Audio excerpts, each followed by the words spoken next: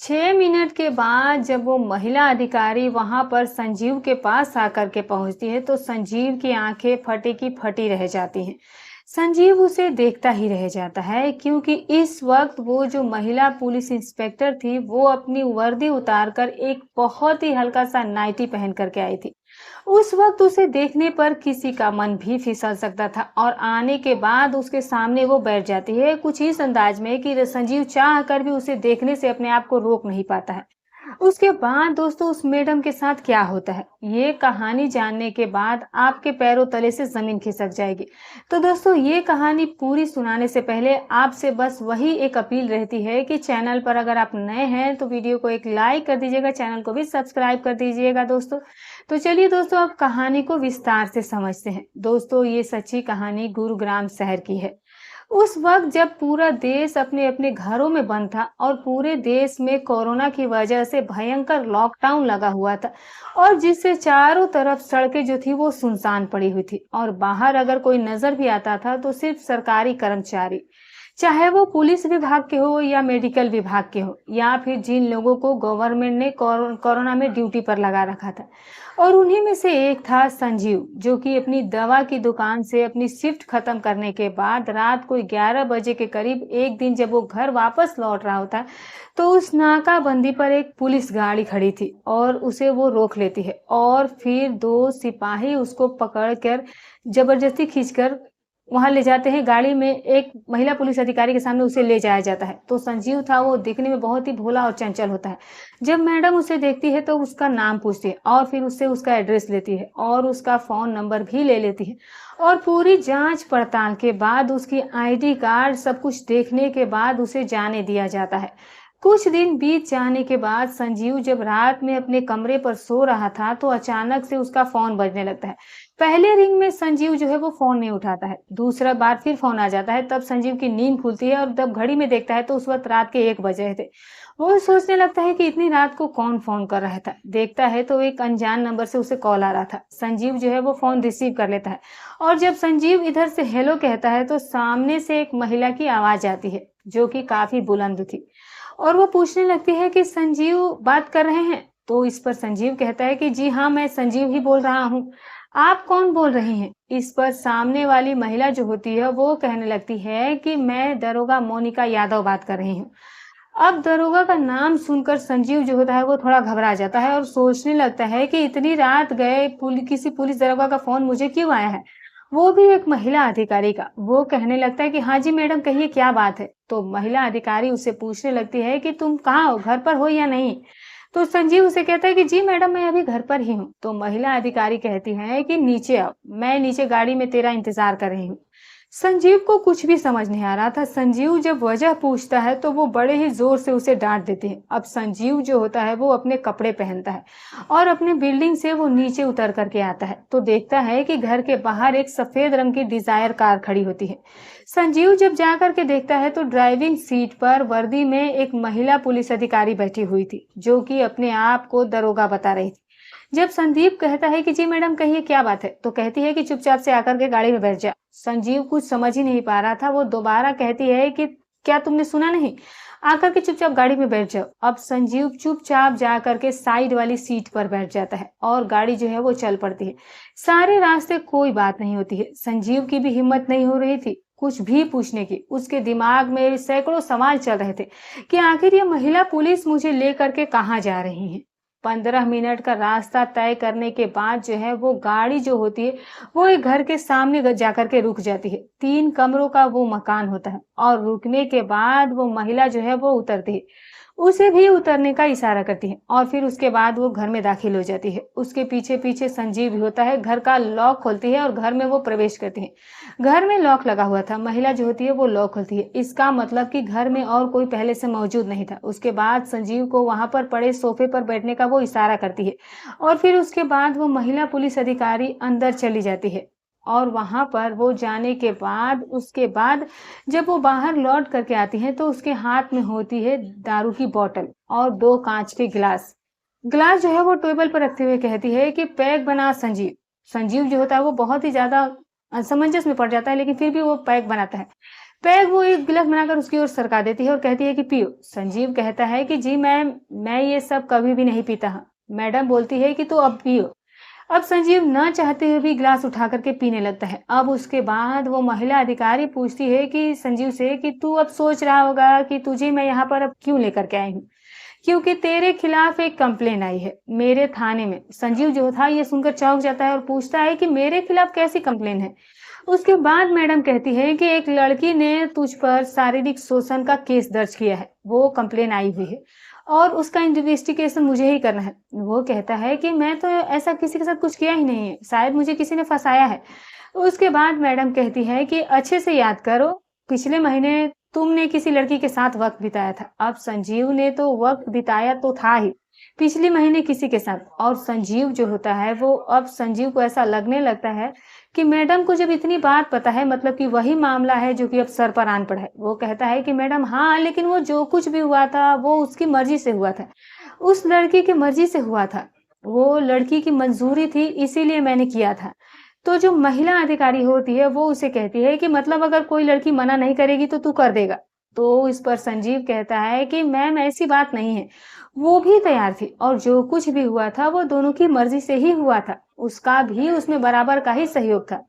इस पर महिला अधिकारी कहने लगती है कि मतलब तू किसी के साथ कुछ भी कर सकता है। अब संजीव कुछ समझ ही नहीं पा रहा था और फिर वो सोचने लगता है कि क्या जवाब दूं। वो कुछ भी नहीं कहता है। वो कहता है कि मैडम ऐसी कोई बात नहीं थी, पता नहीं अब वो मुझे क्यों फंसाने पर तुली हुई है। ये सब बात बीत जाने के बाद वो महिला अधिकारी जो होती है वो कहती है कि एक पैग और बना के रखो, मैं अभी आती हूँ। उसके बाद वो अंदर चली जाती है और 6-7 मिनट के बाद जब वो महिला अधिकारी वहां पर संजीव के पास आकर के पहुंचती हैं तो संजीव की आंखें जो थी वो फटी की फटी रह जाती हैं। संजीव उसे देखता ही रह जाता है, क्योंकि इस वक्त वो जो महिला पुलिस इंस्पेक्टर जब अंदर जाकर के बाहर आई थी तब वो अपनी वर्दी उतार करके एक बहुत ही हल्का सा नाइट गाउन पहन करके बाहर आई थी। उस वक्त उसे देखने पर किसी का मन फिसल सकता था और आने के बाद उसके सामने वो बैठ जाती है। कुछ इस अंदाज में बैठती है कि संजीव चाह कर भी उसे देखने से अपने आप को रोक नहीं पा रहा था। उसके बाद वो उठती है और संजीव के बगल में आकर के बैठ जाती है और संजीव के पैर पर हाथ रखते हुए कहती है कि देख संजीव, अब तेरे पास सिर्फ 2 ही रास्ते बचे हैं इस मुसीबत से बचने के लिए। अब जब संजीव पूछता है कि जी मैडम बताइए मुझे क्या करना है, तो वो कहती है कि या तो तुम मुझे 6 लाख रुपए दो या फिर तुझे आज की रात मेरे साथ बिताना होगा और जैसा जैसा मैं कहूंगी वैसा वैसा तुम्हें करना भी पड़ेगा। संजीव जो था वो असमंजस में पड़ जाता है। 6 लाख की रकम 12,000 की सैलरी की नौकरी करने वाला कहाँ से देगा। तो संजीव जो था वो तो पैसे देने में असमर्थ होता है और जो दूसरा सौदा था उसे वो पसंद कर लेता है, क्योंकि उसे इस अंदाज में उस महिला को देखने के बाद संजीव का भी जो मन था वो भी डोलने लगा था। संजीव को दूसरा सौदा फायदे का नजर आ रहा था। दावत जो थी वो खुद चल करके आ रही थी कि मुझे खाओ, तो संजीव का इसमें नुकसान नहीं किया था। संजीव कहता है कि मैम आपको देने के लिए मेरे पास पैसे तो नहीं, अब इसके बदले में आप मुझसे जो कुछ भी करवाना चाहती है मैं करने के लिए तैयार हूँ। उसके बाद जो है वो महिला अधिकारी जो होती है वो कहती है कि तो ठीक है चलो उठो, और फिर उसकी कॉलर पकड़ कर वो उसे अपने पीछे से खींचते हुए अपने बेडरूम के अंदर ले जाती हैं और अंदर जाने के बाद दरवाजे को बंद कर देती हैं। उसके बाद जो वो महिला अधिकारी होती है वो संजीव को अपने साथ रिश्ता बनाने के लिए मजबूर करती है और संजीव जो है वो खुशी खुशी ये काम करने के लिए भी तैयार हो जाता है। लेकिन संजीव ने जैसा सोचा था, जैसा वो आज तक करता आया था बाकी महिलाओं के साथ, आज वैसा कुछ भी नहीं होने वाला था। वो महिला अधिकारी जो थी वो संजीव पर हावी होने वाली थी और ठीक वैसा होता भी है। उस रात जब दोनों के बीच रिश्ता बनता है तो संजीव को ऐसा महसूस होता है कि जैसे आज मैं किसी महिला पर खुद से नहीं बना रहा हूँ, जैसे कि कोई मेरे साथ ही जबरदस्ती कर रहा है, कोई मेरे साथ सब कुछ किया जा रहा है। इस प्रकार से सारी रात वो महिला पुलिस अधिकारी जो होती है वो संजीव पर ही हावी रह जाती है और कई तरीके से वो संजीव को करने के लिए मजबूर कर रही थी और जितनी भी संजीव के अंदर क्षमता थी वो उस महिला अधिकारी की जरूरतों को पूरा कर रहा था। और सुबह होती है और सुबह तक दोनों जो है वो दोनों ही काफी ज्यादा थक जाते हैं और सो जाते हैं। 10 बजे जब संजीव की नींद खुलती है और संजीव जब उठकर जाने के लिए तैयार होने लगता है तो महिला अधिकारी जो होती है उसे पकड़ करके वापस बेड पर खींच लेती है और उससे कहने लगती है कि आज तुम कहीं नहीं जा रहे हो और नहीं मैं जा रही हूँ। जिसे भी बताना है फ़ोन करके बता दो कि आज तुम छुट्टी लिए हो, और खुद भी वो फ़ोन करके उस दिन की छुट्टी ले लेती है। और दूसरे दिन भी सारा दिन वो जो है संजीव को इसी तरह से शाम तक इस्तेमाल करती है। सिर्फ़ शराब पीना और कुछ भूख लगी तो बना करके खा लेना। उसके बाद लगातार सिर्फ़ और सिर्फ़ वही खेल चल रहा था। उस दिन और रात भी चला, और उसी तरह से सारा दिन भी बीत जाता है। शाम तक संजीव की हालत जो थी वो काफ़ी ज़्यादा खराब हो जाती है। इस महिला ने उसके साथ जो कुछ किया था वाक़ई में होश उड़ाने वाला था। और शाम को वो संजीव को छोड़ देती है, और फिर उसके बाद संजीव से वो जाने के लिए कह देती है। संजीव जो होता है वो निकल करके चला जाता है, लेकिन उसके बाद अभी ये मामला जो था, ये जो शुरू हुआ था, लॉकडाउन उस वक़्त लगा हुआ था, और वो अपने घर जाता है, अपनी ड्यूटी वापस जाता है, और हर रात जो है वो, अब वो महिला अधिकारी जो होती है, उसका जभी भी मन होता तो वो संजीव के घर के पास पहुँच जाया करती थी। और जब वो उसे कहती कि चलो आज मैं ही तुम्हारे घर पर आ जाती हूँ, तो संजीव डरता-डरता ही सही, लेकिन उसे मना ज़रूर करता था कि मैडम आप बताइए, क्योंकि मैं जो है वो किराए पर रहता हूँ, नीचे घर का मालिक रहता है, ऊपर मैं रहता हूँ। यहाँ पर पुलिस गाड़ी देखेगी कि पुलिस वाली मेरे घर आई है, तो लोग जो है वो तरह-तरह की बातें बनाएँगे, क्योंकि पुलिस यहाँ क्यों आ रही है? तो महिला अधिकारी जो है इस बात को समझ जाती है, और फिर वो संजीव को ही अपने साथ में लेकर के चली जाती है। और घर पर इस प्रकार से दोनों का ही प्रोग्राम चलने लगता है। 1 हफ्ते का समय बीत जाता है। अब दोनों जो थे वो काफ़ी ज़्यादा फ्रेंडली हो चुके थे। वो महिला जो होती है वो संजीव से पूछने लगती है कि क्या तुम शादीशुदा हो? तो इस पर संजीव कहता है कि जी नहीं मैडम, मैं अभी शादीशुदा नहीं हूँ। तो उसे अच्छा लगता है कि संजीव जो है वो अभी शादीशुदा नहीं। वो अब शरीर के साथ-साथ मन से भी संजीव के करीब आने लगी थी। और अब दोनों जो थे वो एकदम गर्लफ्रेंड और बॉयफ्रेंड की तरीके से रहने लगे थे। एक रात की बात है कि जब दोनों का प्रोग्राम इसी तरीके से चल रहा होता है, तभी दरवाजे पर एक आदमी की दस्तक हो जाती है, और दस्तक सुन करके संजीव जो है वो चौंक जाता है, वो डर सा जाता है। वो महिला अधिकारी कहती है कि डरने की कोई ज़रूरत नहीं है, मैं देखती हूँ, तुम छुपे रहो। वो बाथरूम में उसे छुपा देती है, संजीव बाथरूम में चला जाता है, और वो महिला अधिकारी जो होती है वो अपने कपड़े ठीक करके जाकर के जब दरवाज़ा खोलती है, तो संजीव को यहाँ से थोड़ी लड़ाई झगड़े टाइप की आवाज़ सुनाई देती है, जैसे कि कोई आदमी है जो कि इन दोनों की बहस चल रही हो। इस महिला पुलिस वाले की और उस आदमी की संजीव जो था वो कान लगा के ये बातें सुनने की कोशिश कर रहा था। संजीव कुछ समझ ही नहीं पा रहा था, लेकिन ये भी चीख रही थी और वो भी चिल्ला रहा था। दोनों की एक दूसरे से काफ़ी ज़्यादा बहस हो रही थी, और ये जो बहस थी वो लड़ाई होते हुए बेडरूम के अंदर तक चली आती है, और वहाँ पर दोनों में काफ़ी ज़्यादा चिल्लम-चिल्ली होने लगती है। इसी बीच जो ये होता है, संजीव ये बाथरूम से हल्का-सा दरवाज़ा खोलकर उस व्यक्ति को देखने की कोशिश करता है। उस व्यक्ति की शक्ल उसे याद रह जाती है, और बातों ही बातों में उसका नाम भी उसे पता चल चुका था। उस व्यक्ति का नाम होता है कमलेश सैनी, जो कि वहाँ पर आकर के पहुँचा हुआ था, और उनकी बातों से ये समझ में आ रहा था कि जैसे कमलेश सैनी और उस महिला अधिकारी मैडम के बीच में बहुत ज़्यादा बोलचाल यानी बहस हो रही थी। पहले इनके ज़रूर कुछ संबंध रहे होंगे जो कि किसी कारण खराब हो गए होंगे, और कुछ समय से ये जो लड़ाई-झगड़ा चलने के बाद जो मैडम होती है वो धक्के मार करके कमलेश को बाहर निकाल देती है और दरवाज़े को बंद करके वापस आ जाती हैं। अब जब संजीव उससे इस बात पर सवाल करता है, तो वो संजीव पर गुस्सा करने लगती है। कहने लगती है कि तुम अपने काम से काम रखो। जो कुछ भी है ये मेरा निजी मामला है। इसमें तुम्हें दखल-अंदाज़ी करने की कोई ज़रूरत नहीं है। अब संजीव इससे ज़्यादा और कुछ बात ही नहीं कर पाता है। आखिर जैसा भी था उसके साथ वो रिश्ता बना रहा था। जैसे भी रिलेशन हो रहे थे, लेकिन फिर भी वो डरता उससे ज़रूर था, क्योंकि वो एक महिला पुलिस अधिकारी थी। अब ये सब कुछ होने के बाद कुछ दिनों के बाद जो है वो लॉकडाउन लगने वाला था। लॉकडाउन तो पहले से ही लगा हुआ था। अब जो लॉकडाउन का समय में ये दोनों एक-दूसरे के साथ समय बिता रहे थे, ये उनका समय बहुत ज़्यादा कुछ अलग होने वाला था। अब लॉकडाउन हट चुका था। सारी पब्लिक जो थी वो अपनी निजी और रोज़मर्रा के कामों में व्यस्त होने की लगी थी। अब इसके बाद भी वो महिला पुलिस अधिकारी जो होती है, वो जाकर के एक दिन संजीव के घर पहुँचती है, और जब फ़ोन लगाती हैं, तो संजीव जो है वो फ़ोन नहीं उठाता है। जब संजीव फ़ोन नहीं उठाता है, तो महिला अधिकारी जो है वो उतरती है अपनी कार से, और सीधे उस घर में ऊपर की ओर जा करके जहाँ पर संजीव रहा करता था, दरवाज़े पर वो बेल बजाने लगती है, और जब दरवाज़े की बेल बजाती है, तो दरवाज़ा जो है वो एक महिला खोलती है। और जब वो उससे पूछती है कि क्या संजीव घर पर है, तो वो कहती है कि हाँ जी, वो सो रहे हैं, बताइए क्या बात है? क्योंकि वो पुलिस वर्दी में थी, तो उसे देखकर ज़रा-सी वो महिला भी घबरा जाती है। वो महिला अधिकारी उससे पूछती है कि जी आप कौन हैं? तो वो उनसे कहती है कि मैं उनकी पत्नी हूँ। महिला अधिकारी की ये सुनकर होश उड़ जाते हैं। वो कहती है कि आप उनकी पत्नी हैं? वो कहती है कि जी हाँ, सोफे पर एक बच्ची भी सो रही थी। ये कहती है कि ये हमारी ही बच्ची है। महिला अधिकारी कुछ भी नहीं कहती है और उल्टे पाँव जो है वो वहां से लौट करके आकर के अपनी गाड़ी में बैठ करके वहां से रवाना हो जाती है। संजीव की पत्नी को तो समझ में नहीं आ रहा था कि पुलिस जो है वो दरवाजे तक आई थी तो क्यों आई थी और सिर्फ इतना ही पूछ करके वो क्यों चली गई, क्योंकि उसे तो कुछ पता ही नहीं था। अगले दिन 12 बजे जो है वो महिला अधिकारी फिर से संजीव को फोन लगाती है और जब संजीव फोन नहीं उठाता है तो दूसरे फोन से वो उसे फोन लगाती है। जब संजीव फोन उठा लेता है तो संजीव को वो गंदी गंदी गालियां देते हुए कहती है कि क्यों मेरा फोन नहीं उठा रहा है, तू मुझे इग्नोर कर रहा है, मुझे देख, मुझसे तुझे तुझे मुझसे दुश्मनी बहुत महंगी पड़ेगी, वैसे भी तूने मुझसे झूठ बोलकर अच्छा नहीं किया और इस चीज के लिए मैं तुझे कभी नहीं माफ करने वाली। संजीव उसे समझाने की कोशिश करता है लेकिन वो सुनने को तैयार ही नहीं थी और वो उसे आज रात को अपने घर पर अपने कमरे पर आने के लिए कहती है और फिर उसके बाद वो फोन कट कर देती है।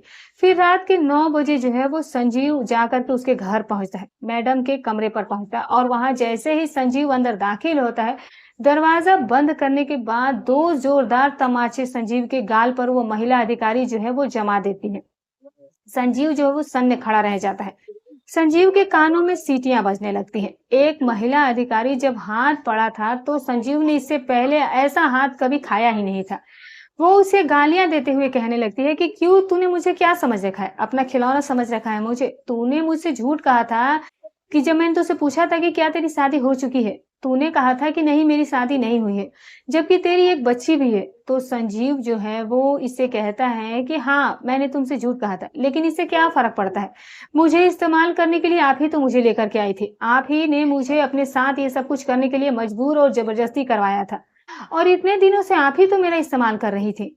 इस पर वो जो महिला अधिकारी होती है वो संजीव को फिर से गालियां देना शुरू कर देती है और कहने लगती है कि तू बहुत ज्यादा होशियार बनने की कोशिश मत कर, तुमने मुझसे झूठ क्यों बोला, तेरे साथ मैं सीरियस होने लगी थी, मैं तेरे साथ अपनी जिंदगी बिताने के अपने सपने भी देखने लगी थी। लेकिन संजीव कहने लगता है कि माफ कीजिए मैडम, आपने मुझे ऐसा तो कभी नहीं कहा था और ना ही मैंने आपसे कभी ऐसा कुछ कहा था। अगर आप ये सब कुछ अपने मन में ही सोचने लगी थी तो फिर इसमें मेरी क्या गलती है। वो कहने लगती है कि तेरी क्या गलती है, ये तो तुझे मैं अब बताऊंगी, तू अपने आप को क्या समझता है, तुझे मैं ऐसे जाने नहीं दूंगी, इतनी आसानी से मैं तुझे छोड़ूंगी नहीं। और फिर वहां से धक्के मार करके वो वहां से संजीव को निकाल देती है। संजीव वहां से निकल करके घर तो आ जाता है लेकिन अगले ही दिन जो है वो पुलिस जो कि संजय के घर पर आकर के पहुंच जाती है। एक पुलिस गाड़ी और संजीव को उठा करके थाने ले जाया जाता है और थाने ले जाने के बाद संजीव को अंदर थाने में बंद कर दिया जाता है। संजीव जो है वो लाख बार पूछ रहा था, लाख चिल्लाता है कि मेरी गलती क्या है, किस वजह से मुझे उठाया गया है और मैंने क्या किया है, तो उसे कोई भी कुछ नहीं बता रहा था। और फिर उसके बाद वही दारोगा मैडम वहां आकर के पहुंच जाती है और फिर उसके बाद उसके ऊपर पता नहीं किस किस प्रकार के क्या क्या केस, कैसे कैसे केस लगा दिए और संजीव की जो पत्नी थी वो बड़ी ही मुश्किल से किसी तरह से वकील से जो कि इधर उधर से वो बंदोबस्त करवाकर उसकी जमानत करवाती है, यानी कि जमानत पर रिहा करवाती है। और फिर उसके बाद संजीव निकल करके आ चुका था लेकिन अब मैडम जो थी वो पूरी तरीके से बदला लेने पर उतारू हो गई थी। उसे रोज नए नए तरीकों से वो परेशान करने लगी थी। संजीव को अब इस मामले से निकलने का कोई रास्ता ही नहीं मिल रहा था। तभी संजीव को वो व्यक्ति याद आ जाता है जिसका नाम कमलेश सैनी होता है और उसकी शक्ल भी उसे अच्छे से याद थी। वो समझ चुका था कि उसी समय की वो भी एक पुलिस वाला है। कमलेश सैनी की तलाश वो करने लगता है, पुलिस वालों से पूछताछ करता है। काफी मशक्कत के बाद उसे एक पुलिस वाले से कमलेश सैनी का फोन नंबर जो है वो मिल जाता है और फिर वो कमलेश सैनी को जब फोन लगा करके बातें करता है और उसे जब कहता है कि सर उस रात जब आप वहां पर उनके घर पर कमरे पर आए थे मैडम के और आप दोनों के बीच जब लड़ाई बहस हुई थी तो सर मैं भी वहीं पर था और मुझे आपसे कुछ बात करनी है। इतनी बात सुनकर तो वो कमलेश सैनी जो है वो चौंक जाता है। उसे वो तुरंत मिलने के लिए बुलाता है और अपने थाने में जहां पर वो तैनात होता है और जब वहां पर वो जा करके पहुंचता है संजीव तो क्या देखता है कि वहां पर जो था वो भी एक पुलिस वाला ही होता है और वो उसके बाद अलग से जाकर के धीरे से बात करता है और संजीव जो है वो पूरी कहानी जब उसे सुनाता है तो वो कमलेश सैनी संजीव से कहता है कि यार तू किस औरत के चक्कर में पड़ गया, वो बहुत ही खतरनाक औरत है और जो तू आज भोग रहा है ये तेरे पहले वो मेरे साथ भी करती आई थी और मैंने उसके बहुत झेला। लेकिन दोस्तों मेरे साथ उसकी मजबूरी थी क्योंकि मैं खुद भी गवर्नमेंट सर्विस में पुलिस की सर्विस में हूँ। इसीलिए मैं इतना खुल करके उसके खिलाफ कार्रवाई नहीं कर पाया। मैं उसके खिलाफ एक्शन नहीं ले पाया लेकिन तुम्हें इस चीज़ से डरने की कोई ज़रूरत नहीं। अगर तुम्हें उसके चंगुल से निकलना है तो तुम उससे अगर बचना चाहते हो, तुम जाकर के सीधा थाने में उसके खिलाफ कंप्लेंट करो। वरना वो तुम्हारी ज़िंदगी बर्बाद करके रख देगी। तुम्हें सारी ज़िंदगी जब तक रहेगी इसी तरह से वो प्रताड़ित करते रहेगी। तुम छूट ही नहीं पाओगे, बर्बाद हो जाएगे और मेरे से जितनी मदद होगी मैं तुम्हारी मदद ज़रूर कर दिया करूँगा। अगर उसके खिलाफ गवाही भी देनी पड़ी तो मैं गवाही देने के लिए भी आऊँगा। और फिर उसके बाद उसे हिम्मत मिल जाती है कमलेश से संजीव को और फिर उसके बाद संजीव जो है वो सीधा थाने जाता है और थाने जाने के बाद उस महिला अधिकारी के खिलाफ जो है वो कंप्लेंट दर्ज करवाने में जब पुलिस आनाकानी करने लगती है तो वो संजीव जो है वो सीधे अपने वकील को साथ लेकर के ही जाता है और फिर उसके खिलाफ वहां पर कंप्लेंट दर्ज कराई जाती है और उसकी जब तहकीकात शुरू की जाती है तो तहकीकात में जो है वो मामला उसका कैरेक्टर इस प्रकार करके निकल के सामने आता है और फिर उसके बाद जो कमलेश होता है वो भी उसके समर्थन में खुल करके आ जाता है और वहां पर वो अपनी गवाही देता है। केस जो था वो मजबूत होने की वजह से मैडम पर जो दबाव ज्यादा बढ़ जाता है, उनके ऊपर इंक्वायरी बैठाया जाता है और मैडम को सस्पेंड कर दिया जाता है और उस पर कानूनी कार्रवाई करके उस पर न्यायालय द्वारा मुकदमा चलाया जाता है। तो भाइयों और बहनों, आपने देखा कि कैसे संजीव ने खुद ही अपने लिए मुसीबत मोल ले ली। जब पहली बार मैडम उसे लेकर के आई और एक महिला की शिकायत का डर दिखाया, तब अगर संजीव के मन में अगर कोई खोट नहीं होता, कोई डर नहीं होता, तो वो सीधा कहता कि देखिए मैडम, अगर मुझसे कुछ पूछना है तो थाने पर बुलाइए और वहां पर बात हम लोग करेंगे। बिना किसी केस के आप मुझे ऐसे घर पर नहीं उठाकर ला सकते। लेकिन संजीव ने ऐसा कुछ नहीं किया। डर के मारे वो किसी वजह से उसने खुद को ही फंसा लिया और फिर जब उस महिला अधिकारी ने उसे एक ऑफर दी तो लालच और हवस के चक्कर में संजीव जो है वो फिसल गया। उसने बिना सोचे समझे उस ऑफर को एक्सेप्ट कर लिया और फिर जो मुसीबतें उस पर टूटी वो शायद जिंदगी भर उसे याद रहेंगी। यही होता है जब इंसान गलत रास्ता चुनता है।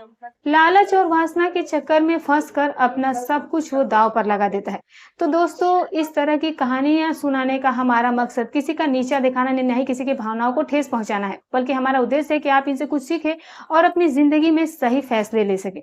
तब तक के लिए आप अपना और अपनों का ख्याल रखें और जो भी आपकी राय हो कमेंट में जरूर बताइएगा। और दोस्तों, फिर मिलूंगी कल एक और नई सच्ची अच्छी रोचक कहानी के साथ। तब